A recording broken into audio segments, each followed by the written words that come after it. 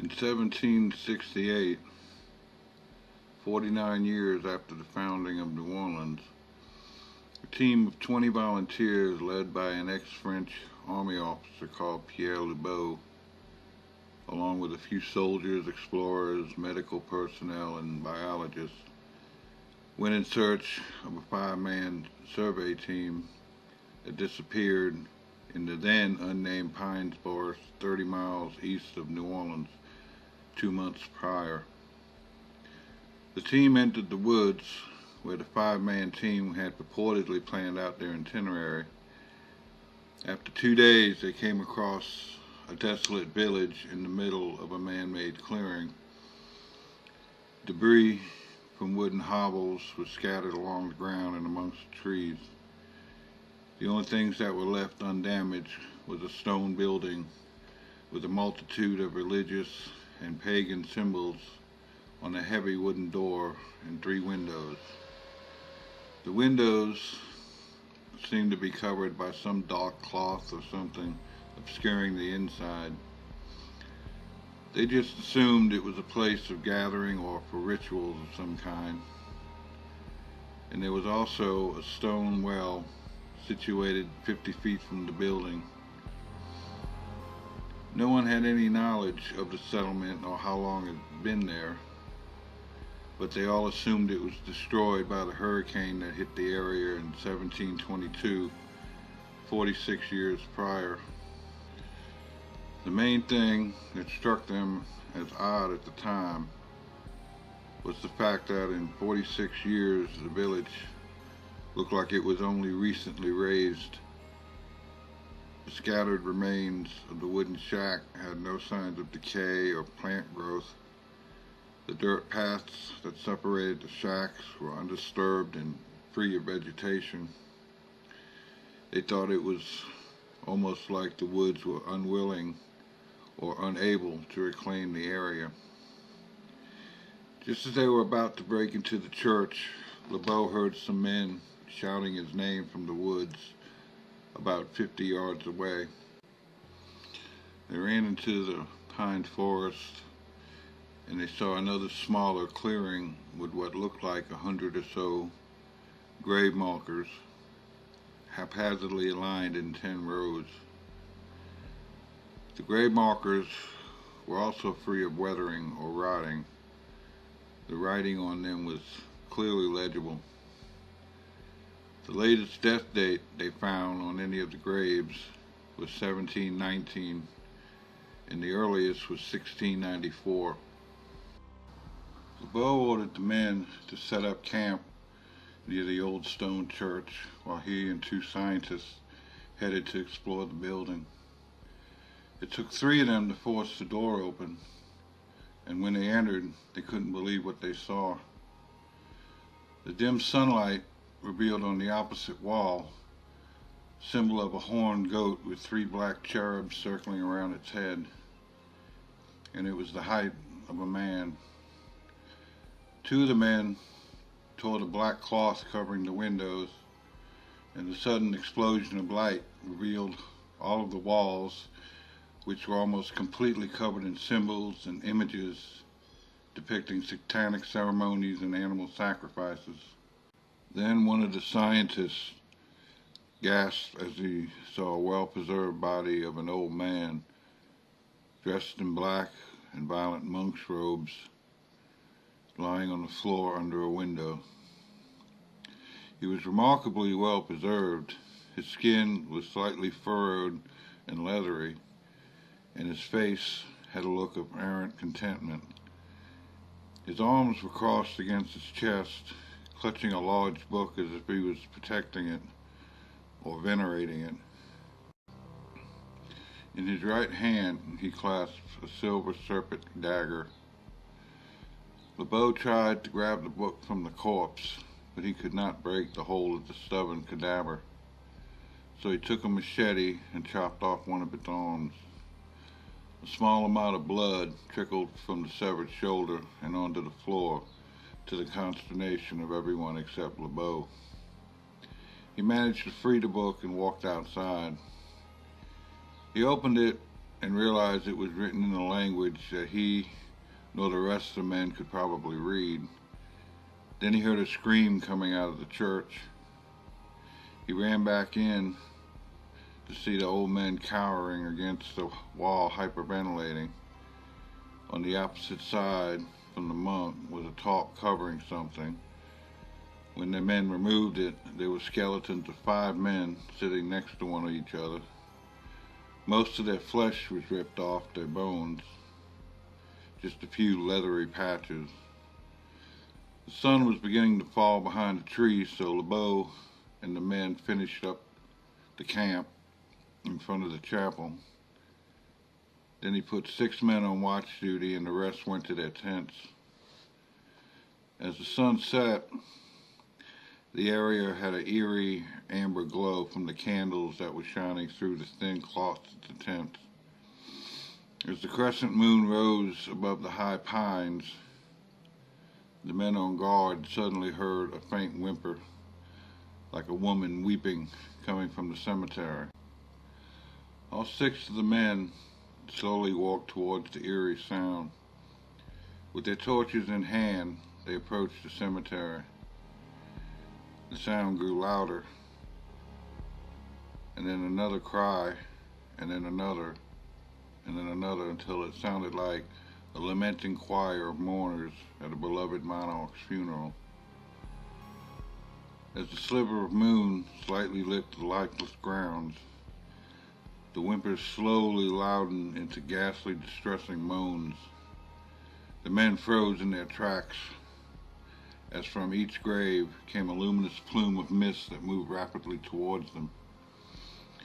It stopped at the boundary of the graveyard, and then they all merged into a single entity, forming a twilight rampart.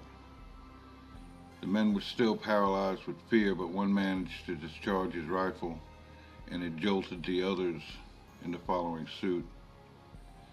The men at the camp heard the rifle fire, and they all rushed towards the commotion with their torches held high. As they came upon the wall of mist, it began to grow,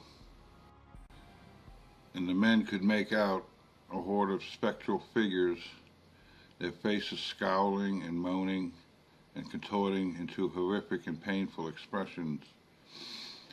The wall of fog then quickly surged toward the men, encircling them. But LeBeau and 2 other men managed to escape before the others were completely surrounded by the mist. As they ran, they could hear the trapped men's wrenching screams, and furiously grabbed some supplies, and LeBeau stopped and took the book they found in the church. As they left the tents, one of the men escaped from the baneful mist, but his left arm was stripped of skin to the elbow. The mist was now 30 yards away, rapidly advancing towards them.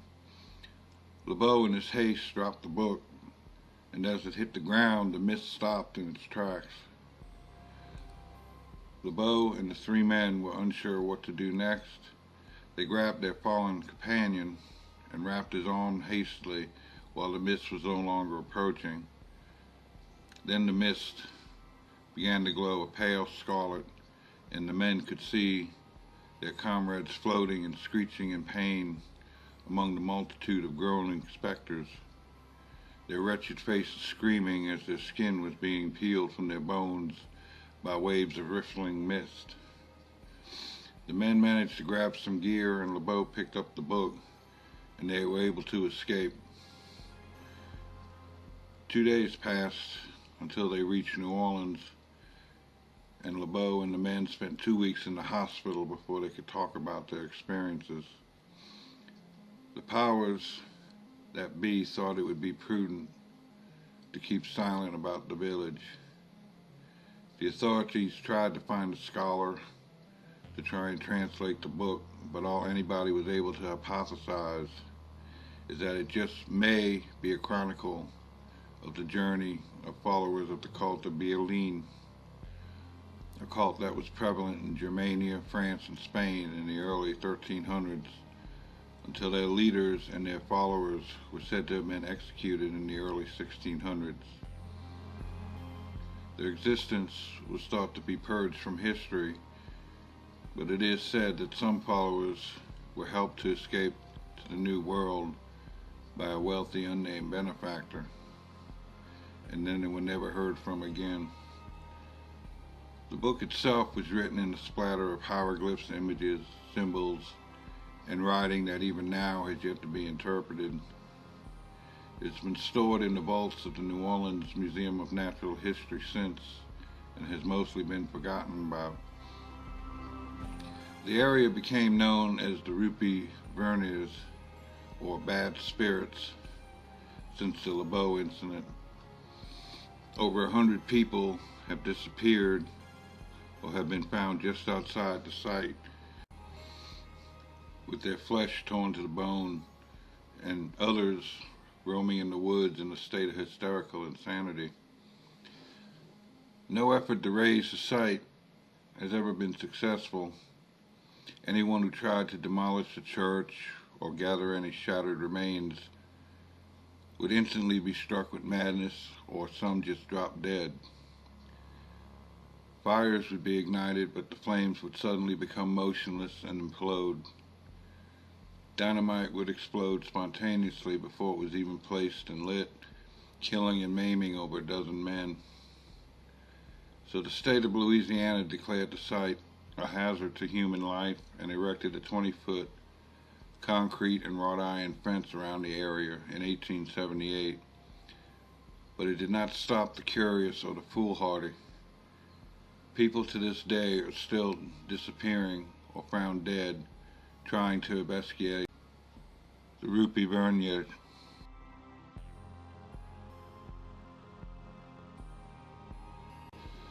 As the church van pulled into a treeless patch just at the edge of the woods, everybody was visibly nervous. During the drive, Carter explained the whole situation in detail, and that it was wholly possible that some of them may not make it out alive. The men grabbed the duffel bags and the women carried a couple of small totes.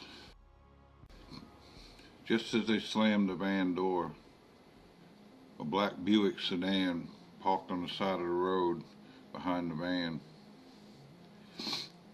A very tall man stepped out of the car and stood for a moment. His skin was a pale gray in color. He had a long, thick, salt and pepper hair and a well-kempt beard that matched his hair.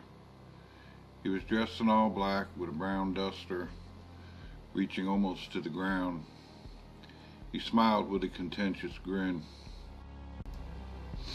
Kadja and Philomene walked over to the stranger, and they embraced each other firmly for several minutes. Then they turned and joined the children. Kadja introduced them. Kids, this is Jaeger Van Duvels, an old friend. A very old friend. I've known Philomene and Merton since they were your age, the tall man said in several different accents. The kids stood there not knowing what to make of the eerie-looking man. Then Sid asked, Merton? Kadja replied, That's my real name, son. I only started going by Kadja in my 50s when I saw my first gray hair. But Merton? Asked Sid in a grossed out way. I hate to interrupt, said the tall man, but I believe we have a baneful demigod to deal with, so let us get to it. What is your plan, Kadja? What is the only way we can vanquish an entity as powerful as a good from a possessed human body? Asked Kadja. You know the only way is for the host to die, said Jaeger. The kids looked shocked. We're not going to kill Tommy, are we? Asked Shawnee in a panicked scream. Philomene put her arm around her. Not if we can help it, Ami. But we have to do what we must, or countless more people will die. Shawnee just lowered her head as Tawny and Lisa tried to comfort her. Kadja then unzipped one of the duffel bags and pulled out a rectangular black ivory box about 8 inches long and 4 inches wide. Jaeger and Philomene gasped in shock. "Is that what I think that is?" asked Jaeger. "Yes," answered Codger.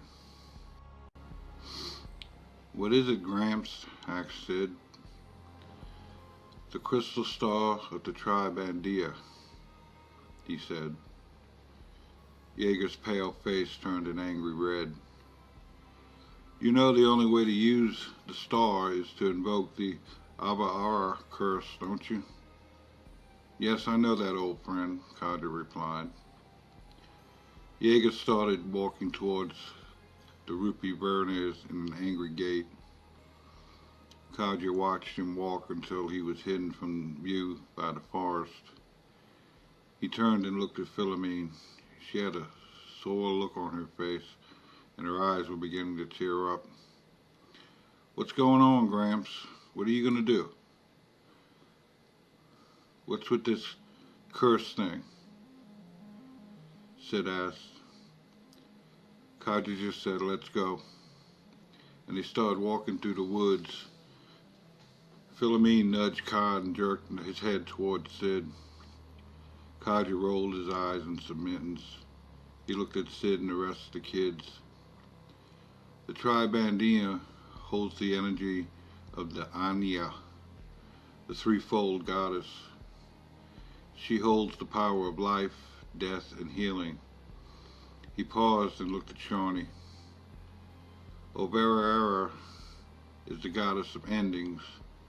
Hopefully her spell will force the Good to believe that Tommy is about to die, and therefore it should leave his body." "That's good though, isn't it?" asked Shawnee. Codger and Philomene looked at each other, and Philomene told Shawnee, "But it is likely the Good might damage his body out of spite before he is forced out, my dear." "This is where the crystal comes in," said Codger. "It should take his life, and should the Good ravage his body as he leaves it, then this should be able to heal him and bring him back to life." "Should?" Shawnee asked, looking at Codger. "You can never tell what the Eternals will do. They don't answer to us. If the Good escapes and finds another human to possess, it would be almost impossible to find it again before the next crescent moon. Then there's no telling what scourges it would release upon the city." Then a voice came from behind the trees. "It's not the death I fear to face, but dying. Remember that quote, my friend?" said Jaeger, just sitting against a tree a few yards away. "Robert Louis Stevenson," replied Codger. "The dying at the hands of this fiend would be horrific indeed. I would mourn your grandson's friend, my old comrade, and I hope with all my heart it won't come to that. But we must do what we must do. Now, we should get going before night falls." The pine woods was eerily devoid of the usual sounds of nature. When they reached the wrought iron gates of the village, they could see the old stone chapel and the pristine ruins of the wooden huts. The clearing still showed no signs of nature attempting to reclaim the land. The gates and the chain, wrapped fivefold around the bars, were somewhat weathered, but still a formidable obstacle.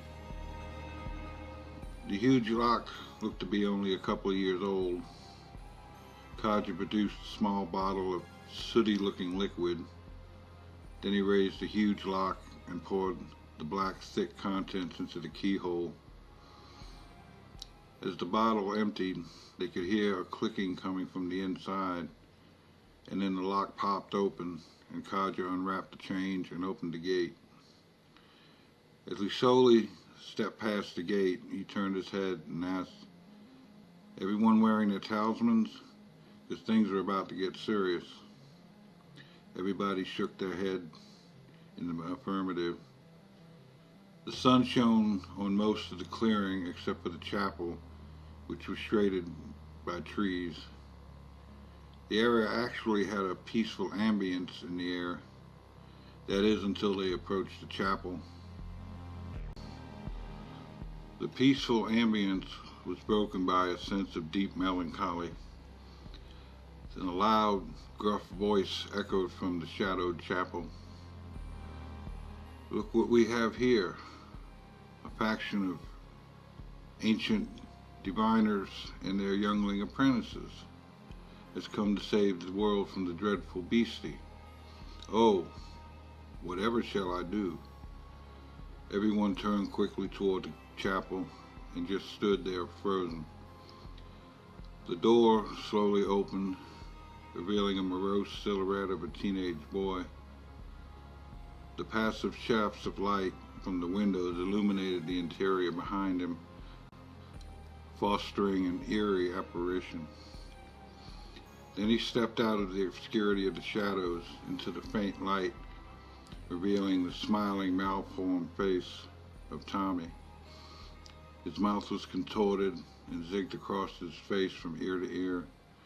His eyes were slightly elongated, like that of a goat's. His clothes were stained with presumably dried blood. His hair was straggly and his skin was hueless and leaden. He spoke again in a grim, mocking tone. "Sid, my friend, don't tell me you've grown a spine. Remember a couple weeks ago when that bumblebee chased you for almost a block while you squalled like a little girl? Or that time you pissed on yourself when we saw the Texas Chainsaw Massacre movie? I'm curious to see how you handle seeing your own beating heart in my hand." Sid began to shake nervously. Shawnee grabbed him by the hand. "Don't let him get to you. You're stronger than he is." "Ah, my sweet Shawnee. My goodness, the thoughts of sin our Tommy boy has had about you since you shall, we say, bloomed. Would you like to hear of how he wants to deflower you in the most degenerate way?" I was pleasantly surprised by his diabolical fetishes, and it made for a good wank. Shawnee's eyes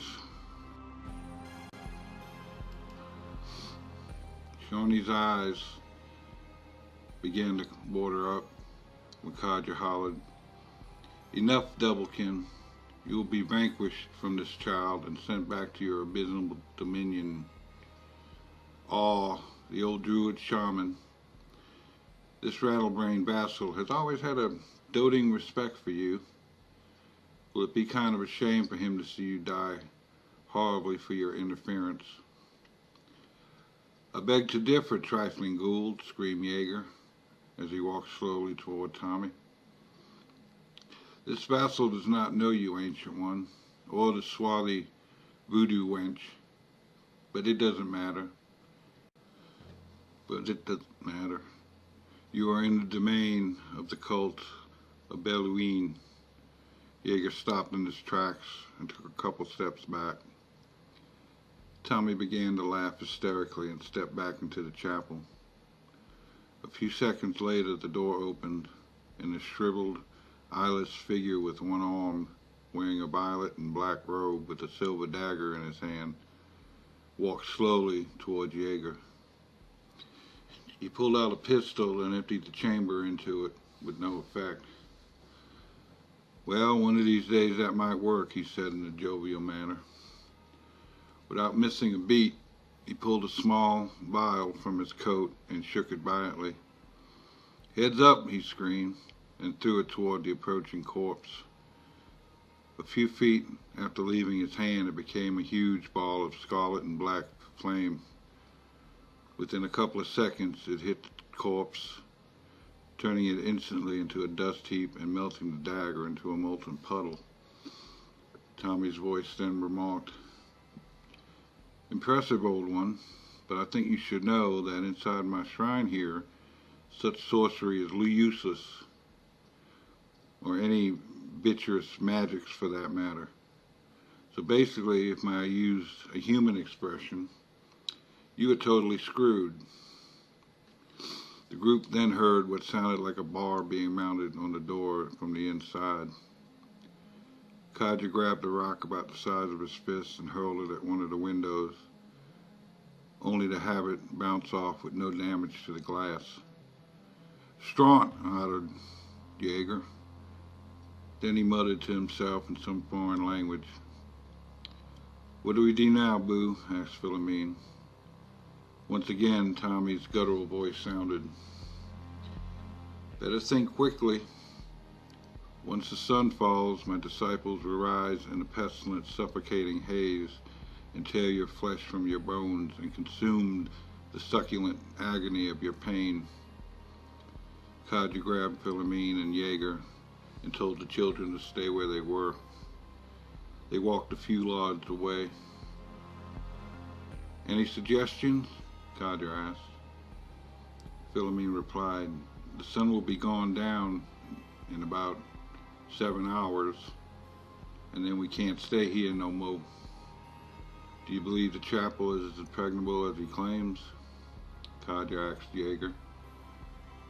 "Well, with all the protection symbols on the front door, there must be quite a few on the walls inside. Plus, we don't know what else he might have in there, so I say, yeah, it's entirely possible." "So what can we do?" asked Kadra. Jaeger walked around a bit and thought. He lifted his head and noticed he was looking in the direction of the old cemetery, barely visible through the trees. "Let's inspect the cemetery of his minions." He started walking toward the cemetery with the rest following behind him. Then he stopped abruptly. "On second thought, you all go to the cemetery. I will go and keep our friend occupied."